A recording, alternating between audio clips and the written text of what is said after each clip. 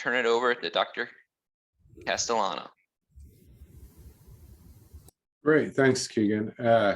Excited to hear about your annual meeting last year. I actually got my start doing drainage research on the Eastern Shore of the Chesapeake Bay when I was in grad school. And then I kind of took a hiatus from doing work on drainage for a while, but I'm excited to be back into it. So appreciate the opportunity to talk with everybody today about conservation drainage for environmental and economic risk reduction. And as Tom and Keegan mentioned, you know, anytime we increase the efficiency of a system, we're increasing the environmental and the economic performance of the system. And so that's important to recognize. And we're always looking for synergies between those two and minimizing trade-offs. And so I figured I'd just start off with this recent chart of ammonia prices from August 26th. And so you can see the 5-year average in the dashed line there down at the bottom, largely below $600 a ton. And then you can follow 2021 in the green, begins below average. And, you know, that really gets to the idea. 2021 was like a super Goldilocks year for corn production in the Midwest. We had really high yields, really low nitrogen prices, and very good corn prices too.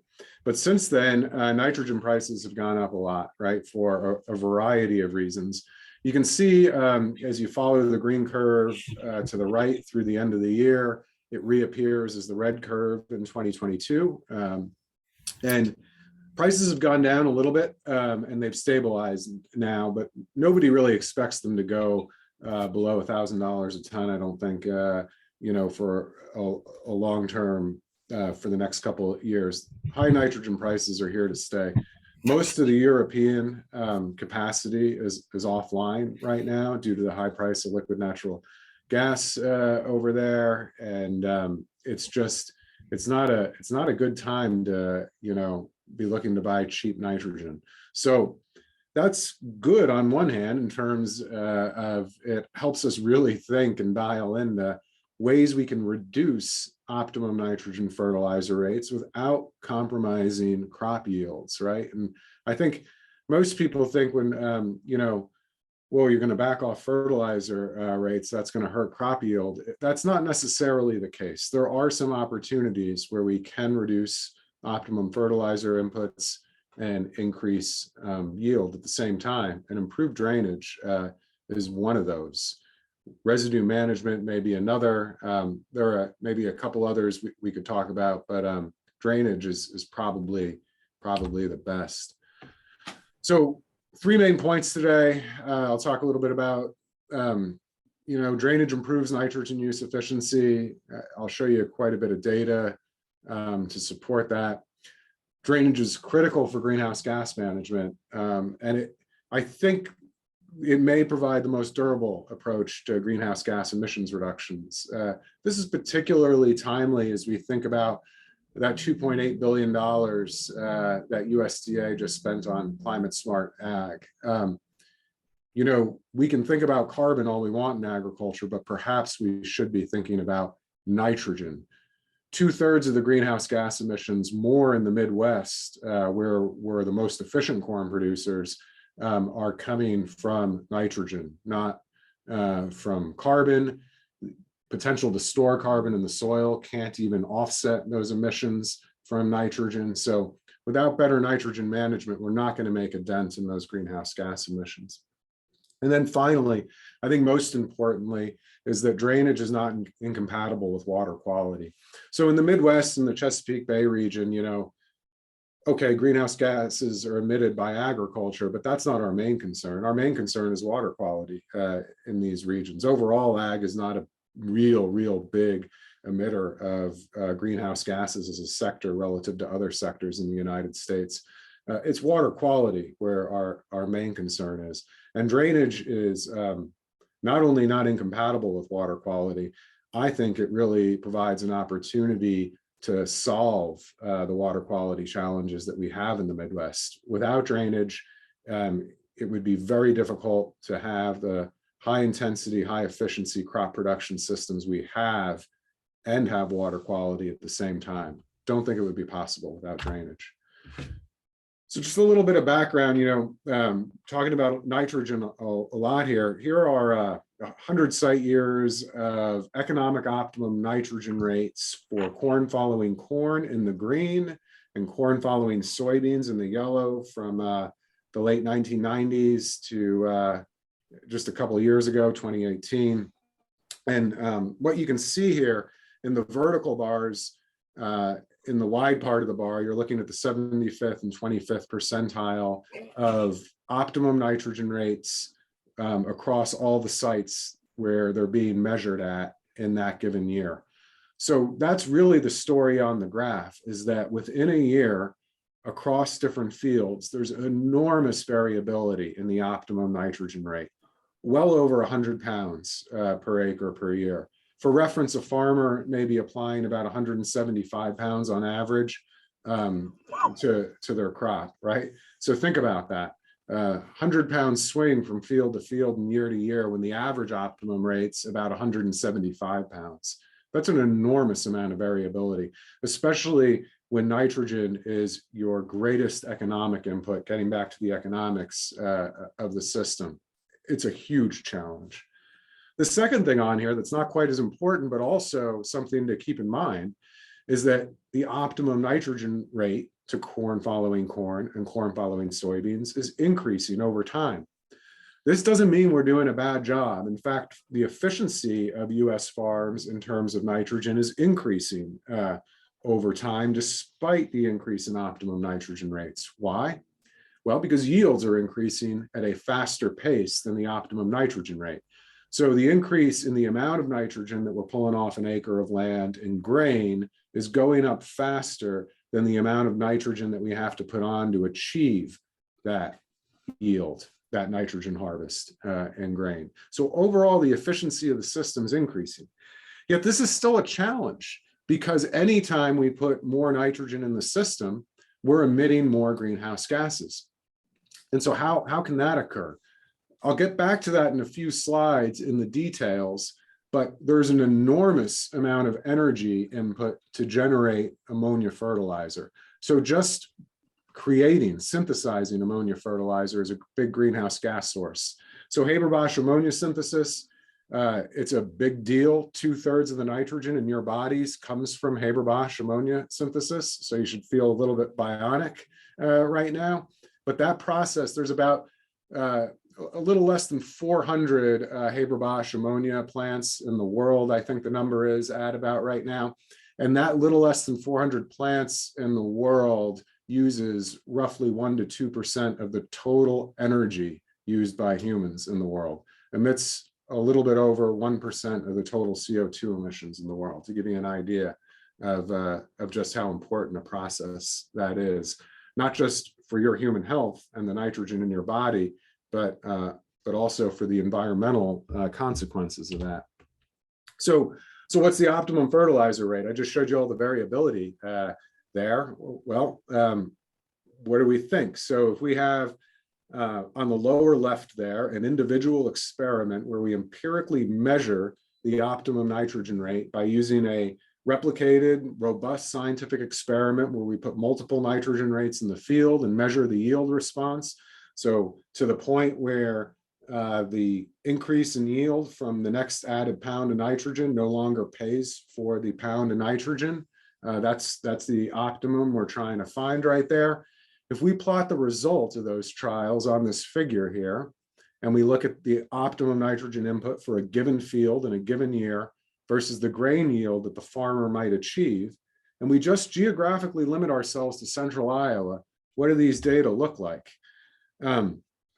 Most people would predict like a pretty tight positive correlation, and that's just not the case, unfortunately. It turns out that there really is no relationship whatsoever. So yield goals, anticipated yield history of the field really doesn't tell us very much about what the optimum nitrogen rate is, and that's a big problem. Yet we don't really have a solution for it right now. So right now, fertilizer recommendations made by 7 states that produce a very large amount of corn in the United States all follow a similar system where They just recommend the average of this cloud of points. So in other words, if everybody was to apply the recommended nitrogen fertilizer rate in these states, roughly 30% would be under applying, 40% would be over applying, and 30% would be right around where they should be. As we go forward with advances in science and technology, I think there's an opportunity to improve in this on the future. And I'll talk about that a little bit today. Drainage, of course, I think is an important part of that solution, and I'll show you some data to support that. Okay, so what? Uncertainty in the optimum inputs greater than 100 pounds per acre or 100 kilograms of nitrogen per hectare from field to field and year to year. And the second part of this problem, though, is that at the average optimum nitrogen input, there's an enormous amount of nitrogen surplus as well. So in general, we are putting in quite a bit more nitrogen than we harvest in grain. And so these are the two things that we want to reduce through management, right? We want to reduce the uncertainty from field to field and year to year in what the optimum amount is. And then we want to narrow the gap between what the optimum amount is and what we're harvesting in grain, right? We want to reduce that surplus. There's a good body of research that shows, in fact, that nitrogen surplus, the difference between what we apply in fertilizer and what we harvest in grain, is somewhat related to environmental losses in nitrous oxide and nitrate leaching to waterways. So my main message today is drainage reduces both of these significantly. And in my 15, 20-year career in agriculture and environmental science, I haven't found a solution that does a better job than drainage. So what are the benefits of reducing those two things, both the uncertainty in what the optimum rate is and reducing the surplus? So I want to highlight this figure here. If we think about nitrogen fertilizer input, and notice the x-axis here is not, it's not an absolute amount, it's an amount relative to the optimum, right, of the given field. If we go above the optimum, environmental losses increase very rapidly, right? If we move up from an insufficient amount, however, up to the optimum, losses don't increase that much, right? So look at the area under the curve on the left side of the optimum, the insufficient side, versus the area under the curve on the right side. Big difference there, right? What's the reason for that? Well, if we apply more nitrogen moving up from the insufficient level to the optimum level, there's a big sink for the plant, right? The plant will use most of that nitrogen. Will some be lost to the environment? Yes, a little will, but most of it will go into the plant. In contrast, if we surpass the optimum nitrogen input and we apply more, there's no biological sink for that nitrogen, right? We've saturated the system and it's just lost to the environment. And so if we were to take the current nitrogen recommendation system and everybody applied the land grant nitrogen recommendation, roughly 40% of people would be over applying nitrogen. Those are the fields in this larger rectangle, right? They're over applying nitrogen because their optimum rate is actually lower than what's being recommended. On the other hand, about 30% of the farms would be under applying because the recommendation is less than what the optimum rate is for their field. And so moving all those folks towards the optimum here would result in significant environmental benefits by getting everybody closer to the optimum. And drainage can do that. So how does drainage do that? So drainage isn't perfect, right? Like if we could grow corn in Iowa when it was a swamp, maybe that would have been better, but that's not possible. So we had to drain the system, which created one of the most efficient cereal production systems in the world, by the way. And this is kind of the processes that happen here. So on the left, we have an undrained system, and on the right, we have a drain system. And so first, I want to draw your attention to the soil organic matter, right? So on the left, we have this huge pool of soil organic matter. And that is where most of our nitrogen in the system is. It dwarfs the amount of nitrogen that'll be taken up by the crop. It dwarfs the amount of nitrogen that'll be lost to the environment. And it dwarfs the amount of nitrogen that we put on in fertilizer.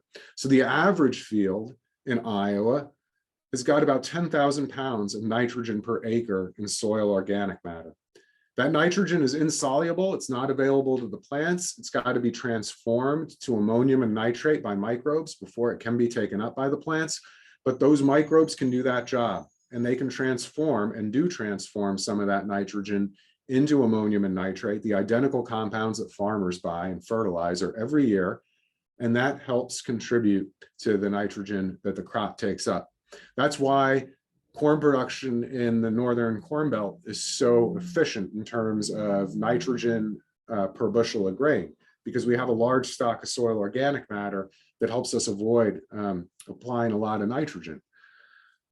However, though, if the field is poorly drained, microbes don't do that job very well. They don't make that transformation of organic matter to ammonium and nitrate because they're not decomposing organic matter.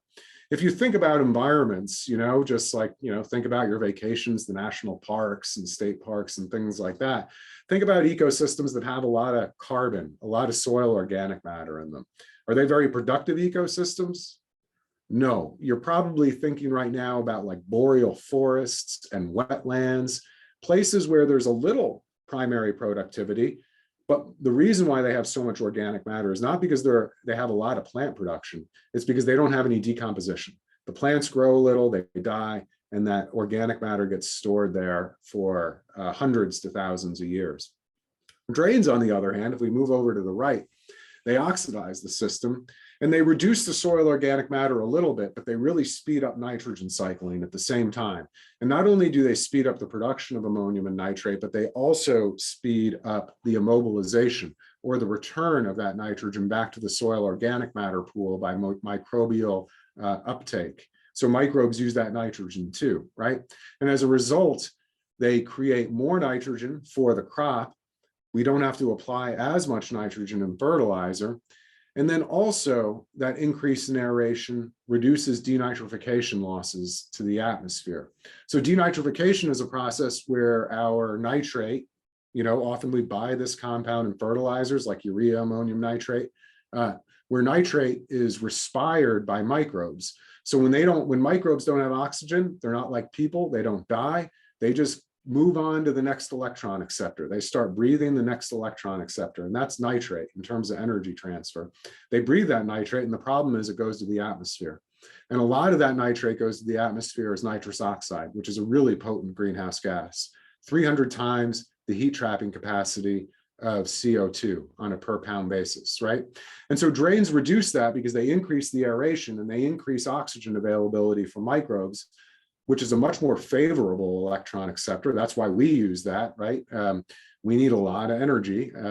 And as a result, nitrogen cycling proceeds faster. Another important aspect I want to note here is that reduction in organic matter with drainage is not perpetual, because organic matter is, the amount of organic matter in a system is an equilibrium function. So essentially, if you make a change that increases organic matter or decreases organic matter, the level changes in the pool re-equilibrates at a new high or low. You may have heard this in the context of greenhouse gas markets. So for example, if a farmer decides to start planting a cover crop, that cover crop will accumulate or add carbon to the soil for a finite amount of time, maybe 10 or 20 years. And then even if the farmer continues to grow the cover crop, carbon will no longer accumulate in the system because the system's reached a new equilibrium level. However, if the farmer stops growing that cover crop, the amount of organic matter will decrease exponentially right back to where the farmer started. Same thing with no-till, same thing with drainage, right? So when we install the drains, we lose some finite amount of soil organic matter, but we also reduce nitrous oxide emissions from the system. And at some point down the line, probably somewhere between 10 and 20 years, the reductions in N2O emissions to the atmosphere offset that loss in soil organic matter, the CO2 that we emit to the atmosphere, by putting those drains in the system. And so the drainage actually becomes a net greenhouse gas reduction over the lifetime of the drip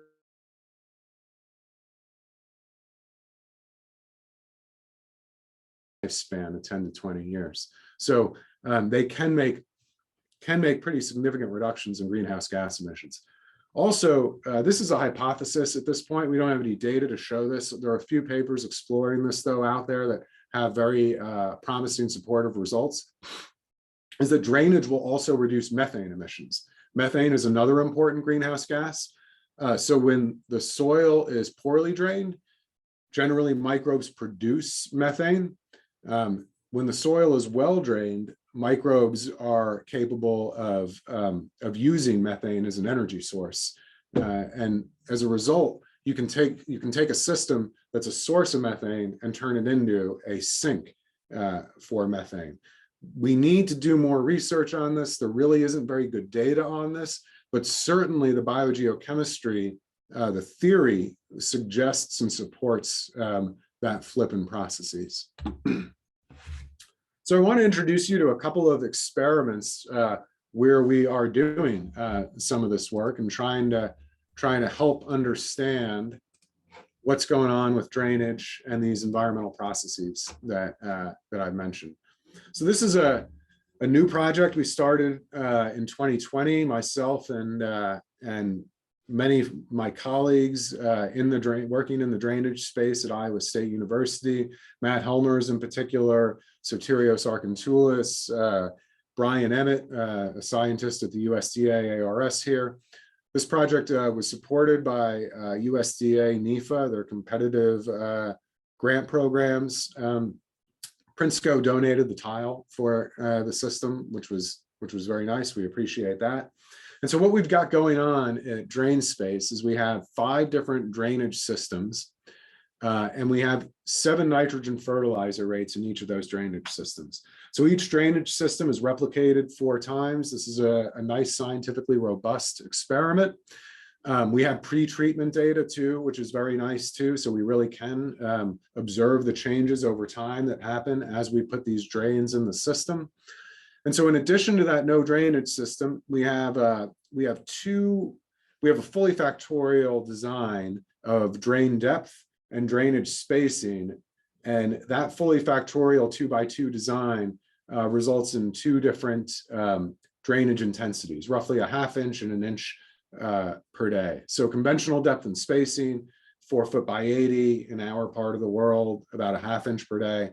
Then we have the conventional depth and narrow spacing, which results in about 1 inch a day. Then we have shallow drainage systems. So, and to generate the same 2, the depth shallower, we have to go narrower, of course, to generate those same 2 intensities. We're excited, cautiously excited about shallow drainage for a couple of reasons. So while companies like Agronomic are doing a great job of getting control drainage and more rolling topographies, it's not available everywhere. Some folks are also hesitant to put the extra money in.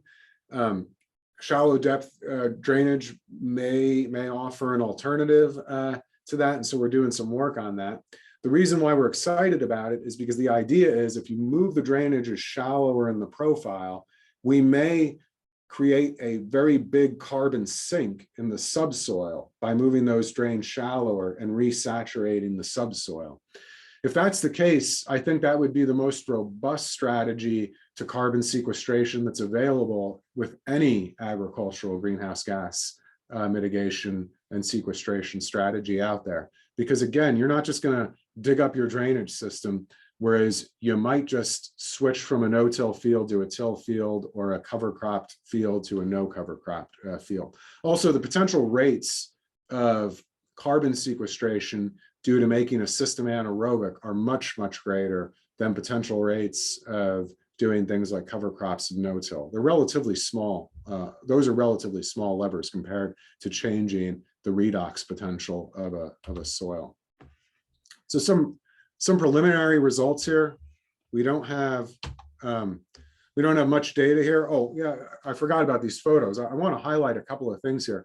When we put this site in 2020, a couple of things I want to mention, just to give you an idea of the situation of drainage in the Midwest. In Iowa, we had to find a field where we could outlet to a surface water to make sure that the drains can handle those inch per day drainage coefficients. Most of the mains are not suited to handle those in our area. I think that's a big challenge facing us as a community in the future, is getting those drainage mains upgraded and really working with NRCS and USDA to make sure that the proper incentives are out there to upgrade those drainage mains, because without those, I think we're really going to be suffering some environmental consequences that will happen as a result of not increasing those drainage mains. Some people might be like real surprised by that statement, but I'll show you some data to support that statement, that increasing the drainage main would actually have benefits for the environment. Second thing I want to mention here is it's not easy to get an undrained situation in the Midwest, because all these fields around us are completely drained, right? And so we wrapped our undrained plots in plastic to about 5 feet below the depth of the drains to make sure that we could get some really good undrained conditions there. So I won't show you any yield data yet, but some nitrous oxide data from 2021. Our 2022 data are following the exact same pattern of these data. So the undrained system here is emitting roughly 4 times the amount of nitrous oxide, or not quite that, 3 times the amount of nitrous oxide as the drained systems.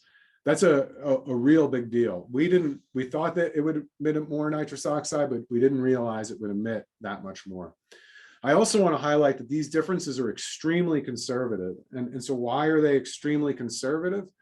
They're extremely conservative because we're comparing the same nitrogen rate in the no drain and the conventional drain systems.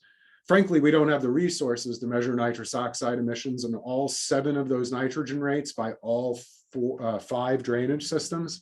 So we picked 4 drainage systems already. So we just eliminated 1 drainage system, the shallow, low intensity drainage system, because we didn't really think that was probably the least likely system to actually get used by a farmer. And then we picked 1 nitrogen rate. In reality, and this is a big challenge, right? Like, this is a theoretical challenge as a scientist. Do I, compare the same nitrogen rate and be conservative, or do I compare the higher nitrogen rate in no drain and a lower nitrogen rate in the drain systems, because I'm predicting that drainage will indeed reduce the optimum nitrogen rate, as I'll show you it does here in a few slides. We picked the conservative approach. Let's just look at the same nitrogen rate, a nitrogen rate that we think will be close to the agronomic optimum or the economic optimum. And this is what we're finding there. So second year data look very, very similar, huge significant differences between the systems. Moving on, my slides are a little bit slow here. Moving on to another experiment. This is the experiment that Keegan mentioned that we just put a paper out a couple weeks ago on some results from this. This work is done in close collaboration with Matt Helmers. Matt manages this site at the Southeast Research Farm. And this site has 4 different drainage treatments: no drained, control drained, conventional, and shallow drainage systems here. You can see the shallow is 40 feet. I forget the depth on that, maybe 2.5 roughly. And the conventional is 60 feet with roughly 4-foot depth. And then the controlled is conventional, but just with the controls on it. And so here, largely due to the work of a PhD student, Hannah Poffenbarger, who's now at the University of Kentucky, she kind of got onto this idea that, drainage probably reduces the optimum nitrogen fertilizer rate. So beginning in like, I think this 2014 or 2015, I can't remember the exact year, we overlaid 8 nitrogen fertilizer rates on top of this experiment to empirically measure what is the optimum nitrogen fertilizer rate in these 4 drainage systems. So here's one individual year. it never, like, it doesn't always look this good. This is 2021 data from last year. It doesn't always look this good. And I'll show you, I'll analyze the variability from year to year and get into that with you. But this is like, a not uncommon year where, corn following beans, you can see that the optimum rate in the conventional drainage is roughly 150 pounds per acre, whereas in the no drainage, it's certainly higher than that, above 150 pounds, probably closer to 250, and the yield is considerably lower as well. Corn following corn, pretty much the same story. The optimum rate is going to be lower and the yields are going to be higher. Here are the aggregated data. So these are averages, responses for for 5 years from the study. So this is the average response of the 5 years of the study. This figure is complicated, so I'm going to go through it really slow here for a minute. So on the y-axis, we have a bunch of what we call system indicators relative to nitrogen. The AONR on the top is the agronomic optimum nitrogen rate. That's the rate that maximizes yield. The yield at the agronomic optimum nitrogen rate is the YAONR next. Yield at 0 nitrogen, YNO. The agronomic efficiency, so that's the bushels per pound of N. We want to maximize that, right? And the net return to nitrogen. So that's the dollars per acre, assuming some grain to price ratio. In the left panel, we have continuous maize. The right panel, we have maize following soybean. And then on the x-axis here, we have the deviation from the no drainage value. So basically, it's the fraction of the no drain system. So we're comparing all these systems to a reference system, which is undrained. So let's start with the AONR, the agronomic optimum nitrogen rate. So the agronomic optimum nitrogen rate in continuous maize and maize soybean over the 5 years is consistently lower, as much as 40% lower in the drained versus undrained systems. Notice that the control drain is the lowest there in both systems. So that's good because we don't want a high agronomic optimum nitrogen rate, especially if we can get the yield at the agronomic optimum rate close to or as high as the yield in the no drainage system. So next, moving down to the yield at the agronomic optimum rate, notice that it's a little bit lower in the drained systems. So why? That's surprising. That was not consistent with our hypotheses. Well, the answer for that is that, remember I mentioned we have 8 nitrogen rates in this trial going up to 350 pounds an acre.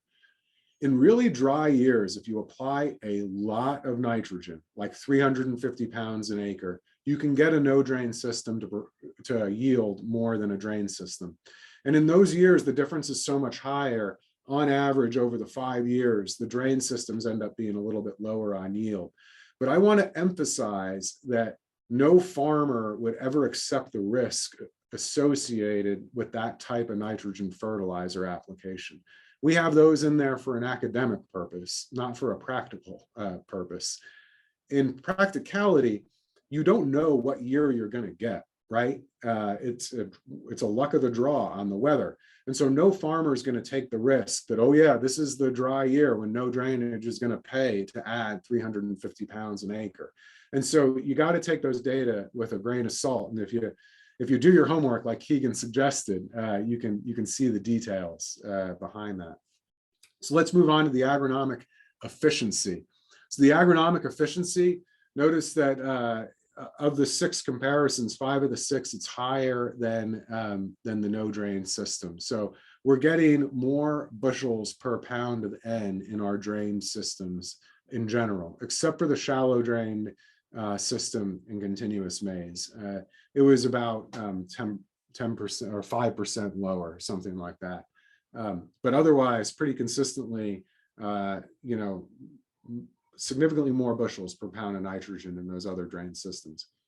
Net return to nitrogen, again, you got to take these values with a grain of salt. It's remarkable that, that many of these systems did similar to the no drain system when you consider the fact that essentially these comparisons are assuming that the farmer would have known ahead of time what the optimum nitrogen rate was with the net return to nitrogen. If everybody just applied the average recommended rate, the drain systems would have performed much better in terms of net return to nitrogen. So let's move on and look at the same figure, but instead on the data here, they're not going to be the mean response of those values. They're going to be the coefficient of variation of those mean values. So in other words, the year-to-year variability in the agronomic optimum nitrogen rate for controlled drainage versus no drainage, conventional drainage versus no drainage, right? So that's quite a difference. So instead of looking at the average change from no drainage over 5 years, we're looking at how variable that change was over 5 years. And this is where drainage really, really shined. So on the top, again, we have the data we just looked at. Now on those lower two panels, the CV, the coefficient of variation, I really want to focus on the agronomic optimum nitrogen rate. For me, this was the most exciting result from the study. So in many cases, and particularly controlled drainage, look at that. In one case, in corn following soybean, controlled drainage reduced the agronomic optimum, the year-to-year variability in what your optimum nitrogen rate is, the uncertainty we talked about at the beginning of the presentation, by 75%. So think about that. Right now, like if we just think about averages, the average farmer is applying about 175 pounds of nitrogen per acre, and the year-to-year variability in what the optimum rate is, though, is 100 or 150 pounds of nitrogen per acre. And controlled drainage can reduce that by 75%. That's a huge, huge risk reduction for the farmer. And notice all the drainage systems consistently reduced that year-to-year variability. Drainage also, particularly for corn following soybeans, reduced the year-to-year variability in the yield that you achieve at the agronomic optimum nitrogen rate. That's really important too for hedging risk on grain sales, right? Forward selling some of your grain, big risk reduction there. Agronomic efficiency. So it also reduced the year-to-year variability in bushels per pound of nitrogen, and made, in general, in 5 of the 6 comparisons, reduced the year-to-year variability in net return to nitrogen. And again, if these data on net return to nitrogen assume that the farmer knew what the optimum rate was going into the season, which is not the case, right?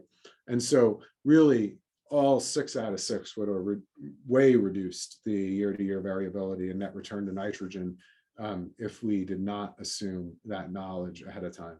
So big risk reduction. And that goes back to the title of my presentation, thinking about reducing farmers' economic risk with drainage. So here, this figure, sorry, another little bit of a complicated one, but here we're looking at that grain nitrogen surplus on the y-axis as a function of nitrogen fertilizer rate in 4 systems, no drained and conventional drained, corn following corn and corn following soybeans. We only have the no drain versus conventional drain because you've got to measure the nitrogen uptake in the crop to get this number, which is a little bit more work. And you don't see much when you look at the figure this way, right? So like you put more nitrogen on, your grain nitrogen surplus is higher, showing the importance of fertilizer for driving that. Remember, the grain nitrogen surplus is related to nitrous oxide emissions and nitrate leaching. We want to reduce it to reduce nitrous oxide and nitrate leaching. But when we look at where the optimum is, so if these systems were managed at the optimum, this is just taking those lines away and looking at where the optimum is in the no drain corn following corn to the drained corn following corn. So the shift from the purple X to the green X. So not only would we have reduced the optimum nitrogen rate, we would have significantly reduced the nitrogen surplus. Same thing with the yellow, the no drain corn following soy. If we drain that system with drainage, not only did it reduce the optimum nitrogen rate, but it reduced the grain nitrogen surplus, and hence the environmental performance of the system. So I got a quick question here in the chat window that I want to address. So when I talk about control drainage, what's the management protocol for the controls? The management, so Alec, this is a great question, because like I would not consider this a super, by any stretch, an intensively managed controlled drainage system. This is like when the farm crew has time to open and close the drains. And so generally what's happening is after harvest, they're closing the drains. Then they open them up maybe in March when the soil thaws, let the system drain, they plant, close the drains again, and then open them up as it gets closer to harvest, probably something like that. But it's certainly not, it's not informed by any predictive modeling or management, which I think has enormous opportunity to advance the benefits that I just showed here.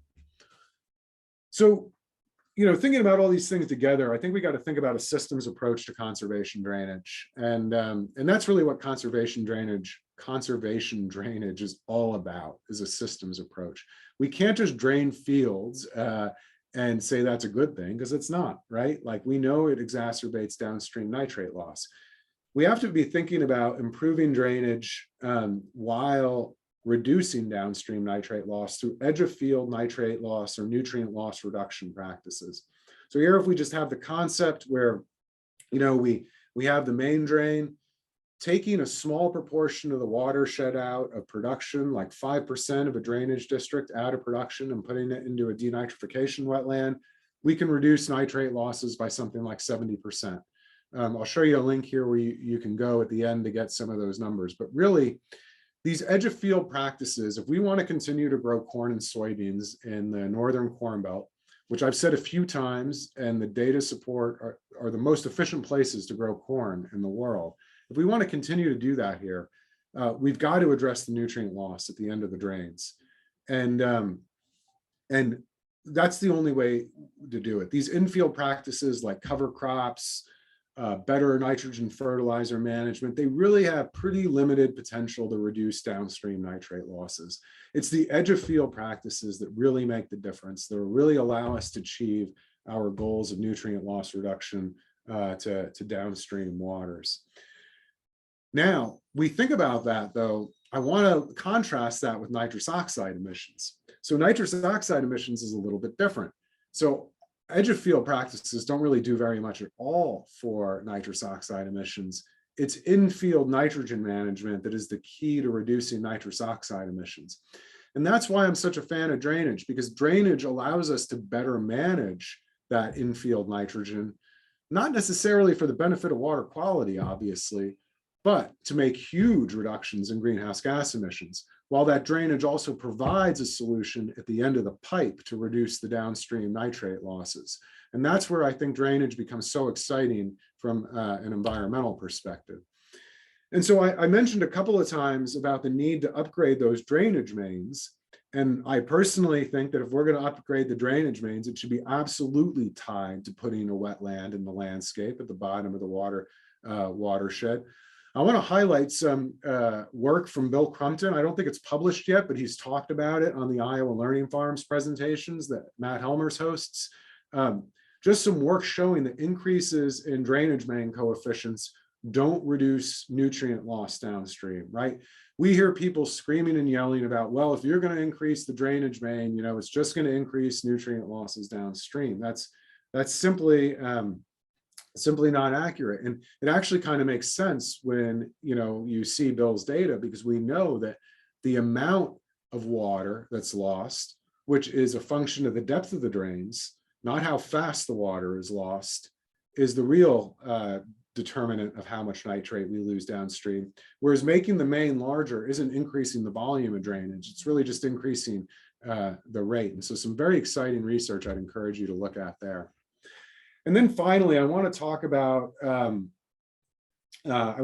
little bit about the Iowa Nitrogen Initiative, which is a new project that we've just started that is going to allow farmers to better predict, better understand the potential benefits of many practices to better manage the uncertainty and the amount of nitrogen fertilizer that they need to raise a crop.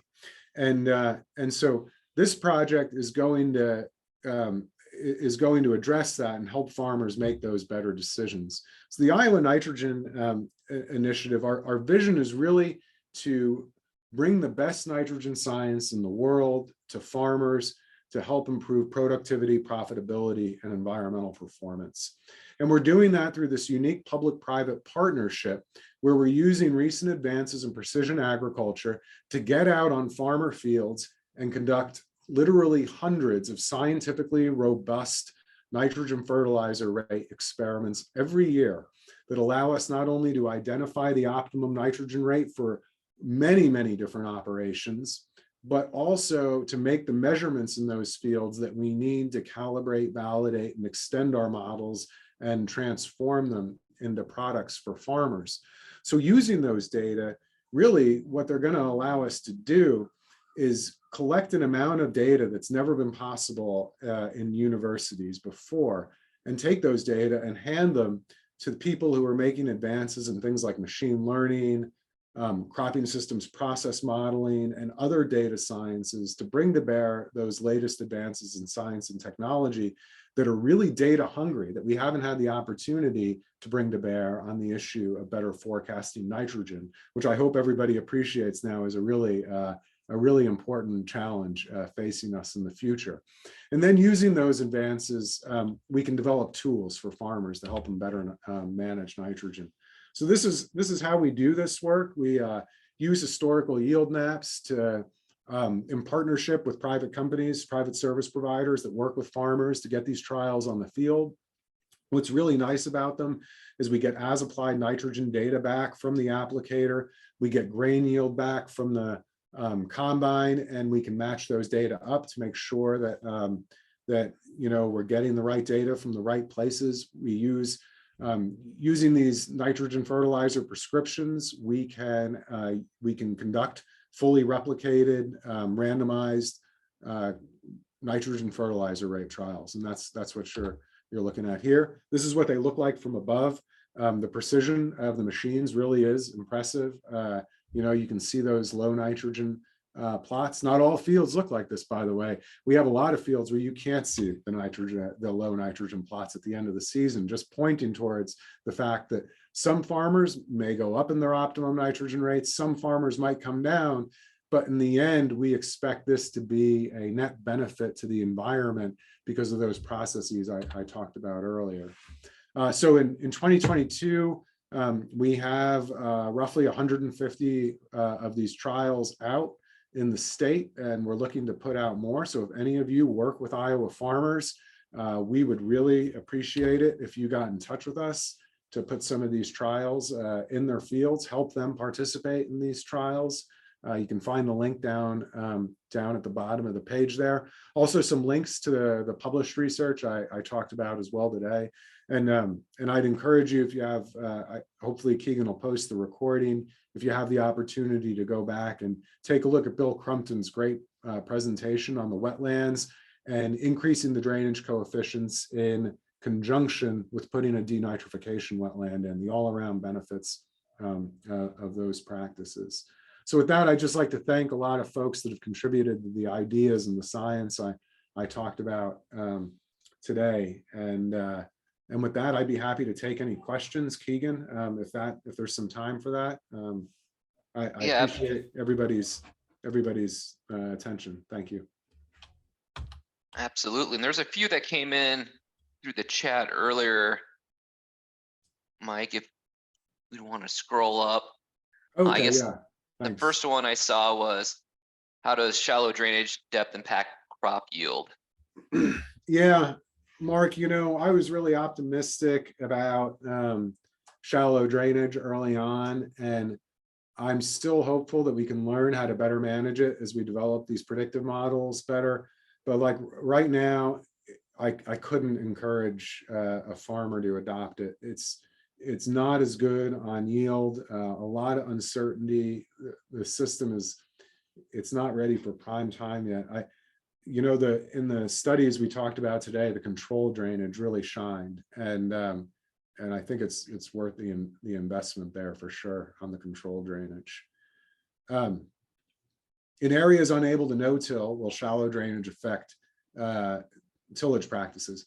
So I do want to highlight the idea with shallow drainage is that we're just So in concept, when we were kind of thinking about this, the idea is that we'd either keep the drainage rate the same or even increase the rate of drainage. So it wouldn't impact the ability of the farmer to get in the field, but it would leave part of the soil undrained. And the idea was that by the time the roots got down to that water, the water table would be receding quickly and the roots would just follow it below the drains. Because in fact, even in conventionally drained systems where the drains are at 4 versus 2.5 feet, we routinely find rooting well below the drains. And in most years, the water table goes well below the drains. So like in our drainage monitoring systems where we're measuring the quantity and quality of water that comes off individually monitored drained plots that are about 4 to 4.5 feet depth, they almost never run between July 4th and October 1st. Very rarely do you get flow during those times of the year. And so the idea was that, well, maybe the crop roots could be timed with that, and that has not really worked so far. I answered Alex's question there about the drainage controls. What's the impact of controlled drainage on nitrous oxide production? I wish I knew. There's a little bit of research from Canada on that. You know, I can't remember offhand, but like I would expect it to have, you know, pretty good benefits. Most of our nitrous oxide emissions are coming off when those drains would be opened in May, June, July. And so I don't think drainage, I think controlled drainage could actually decrease nitrous oxide emissions still, despite keeping a wetter profile, because nitrous oxide emissions are a nonlinear function of water content. So in general, more water promotes nitrous oxide emissions, but if you really hold it back and create a really anoxic system, that nitrous oxide will be further reduced to dinitrogen, which of course is innocuous. 78% of the atmosphere we're all in right now is dinitrogen, and that's what we want to get it to. But not a whole lot of good research on that, something that we need to do more of.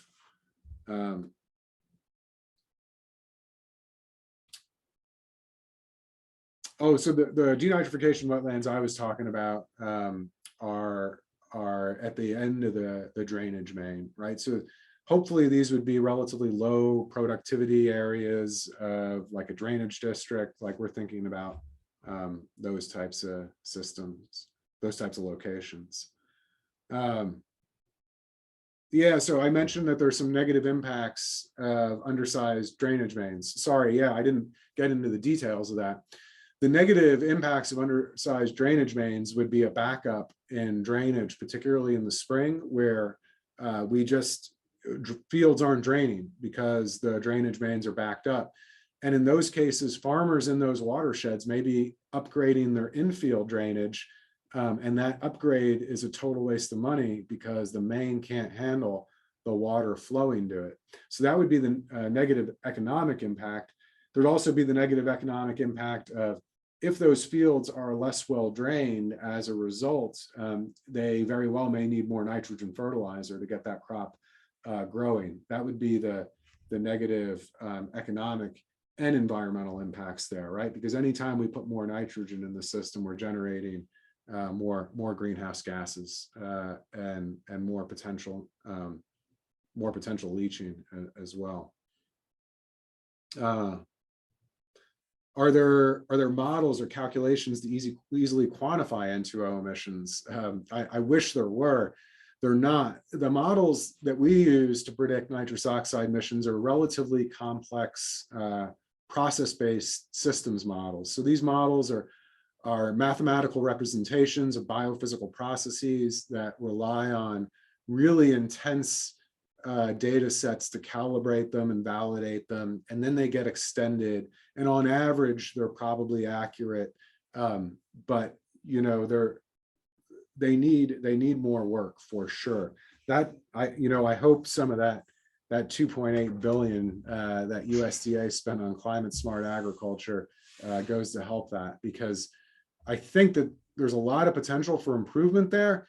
And I think very few people are recognizing that nitrous oxide and nitrogen fertilizer are the greenhouse gas emissions from agriculture. And until we get those under control, it doesn't really matter how much carbon we store in our cropping systems. I think I view that as very much an additional benefit beyond improving fertilizer management. So could the denitrification wetland be used for water storage or irrigation? I think Matt Helmers is doing quite a bit of work on that right now. That's not an area I'm looking into. I would highlight, though, that I'm very positive about the ability of a denitrification wetland to be used for irrigation when it gets dry out, because generally by the time of year that it gets dry, that denitrification wetland it's not being used to denitrify anymore because all the nitrate is already run off, right? Most of our nitrate losses are occurring between March and July. In that period, remember I mentioned that like our drains almost never run from mid-July to the end of September. Like right now in Iowa, none of our drains in our experiments in central Iowa are running right now. And so, in July and August, I think you can take that water without reducing any of the denitrification function of those wetlands. Also, I'm not a wildlife expert, but like I think most of the amphibian reproduction and migratory birds and stuff are also Alex says he's the expert on wildlife. Little impact on wildlife. So I think there's a lot of potential benefit there. And then the final question: any effect of an anoxic soil profile on microbes? So my colleague Brian Emmett at USDA ARS is a superstar microbiologist, and he is helping address those questions. Also, Larry Halverson here at Iowa State, another. These guys are really great microbiologists. The stuff they do, boggles my mind. Like basically, they're doing genomics. It's crazy stuff. But really, really cool. And some of the questions we're interested in there are like, if we drain a system, say we have an undrained system that's a natural hotspot of nitrous oxide emissions or a natural hotspot of methane emissions. If we drain it, does it totally transform that system, or is there a legacy effect of the microbes from being in that anoxic condition? A lot of questions to work on there. The science on drainage is not, as a management practice, the applied science. It's really an interesting situation for me because, I'm more of a fundamental, my training or background is more of a fundamental scientist, not an applied scientist. And so this is an interesting case where I think the applied science is way in front of the fundamental or the basic knowledge of these processes in these systems. And so hopefully we can catch that fundamental science up, because I think that's really going to be required to advance that applied science to better manage these systems and increase the efficiency of them and really minimize the trade-offs on the environmental performance and the needs of having grain production systems in the Midwest. So I'm optimistic about that, and I'm looking forward to continuing work on that for a while. I think that was the last question in the chat window there, Keegan. Yeah, any final questions? If people want to unmute themselves, maybe they could take that opportunity to ask a question directly. Otherwise, I might share my screen here. I have a QR code for Mike, thanks so much. Really have enjoyed your presentations. At the International Drainage Forum, the field day, Bill Northey came and he told a great story about, he was at a corn growers meeting where there was this cartoon passed around. There's two people in the room. One is the water quality person. The other one is the climate change, climate adaptation person. And there's one photographer in front of the water quality person, and there's 75 photographers in front of the climate change. So, you know, your goals of with the initiative is to generate engagement, credibility, and acceptance. So tell me kind of how you're going to do this kind of magical kind of shift and morph to get over to that climate change with the kind of the current with the current money all going there. You know, you're telling a really persuasive story that nitrous oxide and nitrate fertilizer is really the key. We have to dial into that. So yeah, just give me your pitch on that. Thanks. Oh yeah, you know, it is a tough story to sell, but I think you know, you know, on the engagement and the credibility and the acceptance, our goal is to show everybody the challenges of managing nitrogen fertilizer by showing what actual farmers are experiencing in their fields. So our goal is to create initially what we call a benchmarking website. So where folks can go, farmers, non-farmers, anybody, and click on a location in Iowa and see what the management details of are for that operation, what they are, and what the actual nitrogen response looks like in that year. And then look at what that response looks like over dozens of years using process-based models to enrich that database beyond the actual measurements. And what we're hoping to try and engage people in is we're trying to intellectually engage them in a really, really tough problem that is not as easy as, well, just cut back on your nitrogen fertilizer, right? Because that, you know, that's a really like, that's not a solution, just cutting back on nitrogen fertilizer. You know, are there instances of over application in the state? Absolutely, right?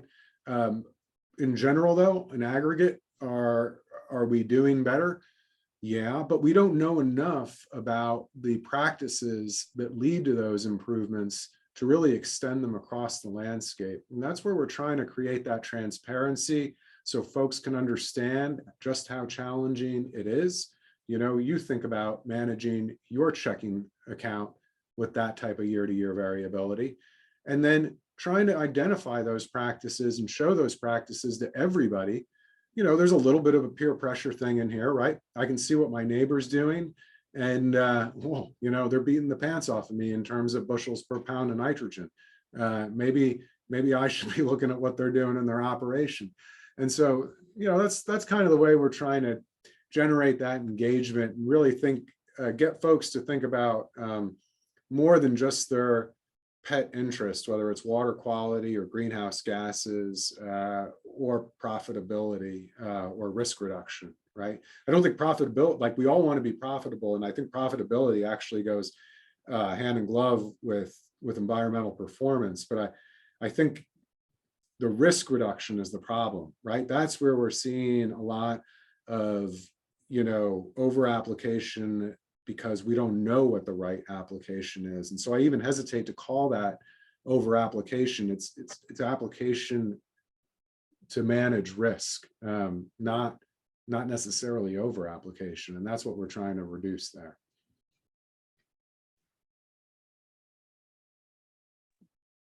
Thanks, Mark. I also have a survey here I was going to put into the chat. I almost forgot about it, but just for a little bit of feedback on our webinar and information about who's watching. If people are still tuned in and logged in here, if they want to click on that, it takes about 5 minutes is all when we wrap up. But are there any closing questions or comments from anybody out there? Mike, one more time, Mark Dietrich here. We just, over the past 6 months, have signed an agreement with a farmer to do side by side for 10 years. One of our bigger challenges is to get farmers committed for a long enough period of time to observe both flows and nitrogen application. So yeah, we're looking forward to trying to continue to do that, to get some long-term commitments. In this case, it's in cooperation with the agencies, the university, and the Good Use Soil and Water Conservation District. Your thoughts on kind of long-term, how can we do this best long-term? Could you say that again, Mark? I'm not sure I kind of caught the whole question there about the long-term nature of it. With the climate changing the way it is, we need to be able to have long-term sites. And we normally get sites for 3 or 4 years, and we just signed one for 10 years with this farmer. And your thoughts on that, specifically with the way the weather is changing and how we need to be able to adapt and move forward. Yeah, I think that's a great question, right? You know, when we think about managing year-to-year variability, it's a little bit easy for me to say that behind a bunch of data, but like if you're a farmer and have, you know, 40 or 50 crops in your career, it, you know, long term may mean a different thing. But, you know, I think we have to think about making convincing studies and using, I think it's all about using forecast models too, right? Like, you know, I ask audiences a lot, you know, raise your hand if you used a predictive process-based forecast model today that uses mathematical representations of biophysical processes to predict outcomes of interest that you trust. How many of you used one of those today? Everybody did, right? Everybody looked at the weather forecast today, and that's all that is. And I think they've done a great job of convincing people of the value of weather forecasts. And I think people have a reasonable sense of caution when they use the forecast, right? Like, I like to use the example, like when I go down to St. Louis for a baseball game, that's a long drive, right? You know, I look at the weather forecast before I buy the tickets, and I look at the probability of rain on that day before I buy the tickets. And whether it's 20 or 80% probability is definitely going to affect my decision. You know, when it gets to the, you know, like, and I kind of get that uncertainty, and I use that to manage, you know, some money I'm spending, albeit like I don't want to compare, you know, entertainment to a living, but you know, it's something we all do. And so I think there's kind of, you know, some learning to do there and some acceptance probably to be had, and some potential for models to be used better. Like I mentioned earlier, I think using these forecast and predictive models to better manage controlled drainage now that it can be automated, like, you know, wow, what could we do if we're getting the results we're getting right now, you know, with pretty passive management. And drainage and controlled drainage is that first line of defense for addressing uncertainty and these greater extremes and mini droughts and then long-term wet periods. Yeah, no, I think that's right. Mitigating that year-to-year variability is going to be important. I got another question about how much crop genetics has on nitrogen use efficiency. Not much would be my answer. When my corn breeding friends ask me, how can we breed nitrogen use efficient corn? I say, plant it when you're still getting frosts, right? Earlier planting would be the best way to improve the nitrogen use efficiency of the crop, because we lose nitrogen from our systems and don't use nitrogen as efficiently as possible, because the crop doesn't start taking up nitrogen until way after the microbes start producing it in the soil, from the soil organic matter. And that's the challenge. It's getting that date better matched, and those two processes more synchronous. A planting population though, so density though, is something that we can measure an effect of. So indirectly, genetics could make a big difference. If you're going to higher populations, we do see some better nitrogen use efficiency with those higher populations. But again, nothing that's going to fix water quality issues by any stretch. It's going to be those edge of field practices that we need there.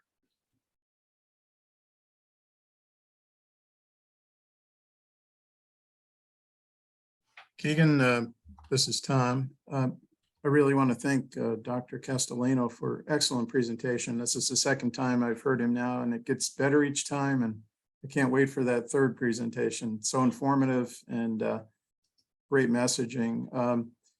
I'm an old dog that's been in conservation for 45 years, and it did my heart well to hear you talk about a systems approach.